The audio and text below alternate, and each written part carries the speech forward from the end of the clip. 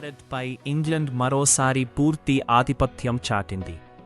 5 టీ20ల సిరీస్లో భాగంగా జరిగిన 4వ మ్యాచ్లో తొలుత బ్యాటింగ్ చేసిన భారత్ 20 ఓవర్లలో 159 పరుగులు చేసింది. అనంతరం 159 పరుగుల లక్ష్యంతో బరిలోకి దిగిన ఇంగ్లండ్ కేవలం 13.5 ఓవర్లో 1 వికెట్ మాత్రమే కోల్పోయి లక్ష్యాన్ని ఛేదించి ఘన విజయాన్ని సాధించింది. ఓపెనర్ జోస్ బట్లర్ 8 పరుగులకే పెవిలియన్ చేరిన కెప్టెన్ హ్యారీ బ్రూక్ 79 పరుగులతో నాటౌట్గా, ఫిల్ సాల్ట్ 59 పరుగులతో నాటౌట్గా నిలిచి అజేయ భాగస్వామ్యంతో ఇంగ్లండ్కు సునాయాస విజయాన్ని అందించారు.